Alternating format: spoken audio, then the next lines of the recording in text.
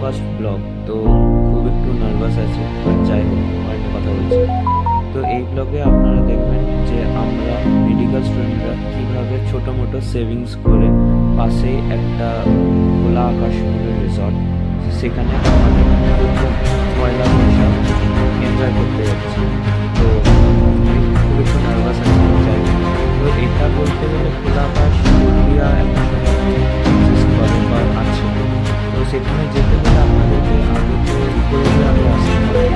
তো খোলা আকাশ হলদিয়ার বালুরঘাটা রিভার সাইডে পড়ছে। তো এখানে দেখতে পাচ্ছেন যে হলদিয়া হলদি নদী তার পাশে। তো হলদি নদীর পাড়ে এই সুন্দর খোলা আকাশ রিসর্টটা আছে। সুন্দর সুন্দর আয়োজন ছিল। তো বলতে গেলে লাঞ্চ করতে গেছে, যেটাতে আপনারা একটা থালিতে সব ধরনের জিনিস করতে পারেন।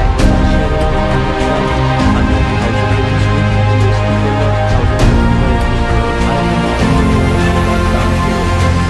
1000 মানে 900 বলতে পারি। আর এখানে খুব সুন্দর এনভায়রনমেন্ট ছিল, এখানে রুমস ছিল, এখানে কিছু কিছু ছোটো ছোটো কটেজ ছিল। রুমসগুলো ফেয়ার বা প্রাইস বলতে গেলে আমাদেরকে বললো 3700 প্লাস জিএসটি।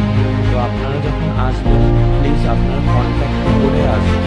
আর এখানে সব কিছু ফেসিলিটি আছে, শুরু করে একটা কমন রেস্টুরেন্ট, এসি, টিভি, সেটা হয়তো ওখানে ক্যাপচার করতে পারে। আর এখানে বসার জন্য চেয়ার আছে, দোলনা আছে, যেখানে আপনারা সুন্দর এসে সুন্দর করতে পারবেন।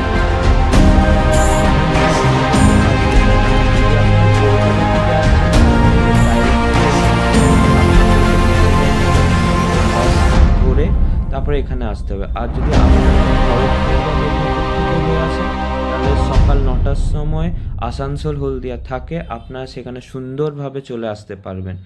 আর হলদিয়া থেকে এই রিসর্টটা যেতে হলে আপনাদেরকে একটা টোটো বা অটো যে কিছু আপনারা বুক করে এই সুন্দর রিসর্টে আপনারা চলে আসতে পারবেন আর এই সৌন্দর্যর মজা নিতে পারবেন। তো থ্যাংক ইউ, এটাই আমার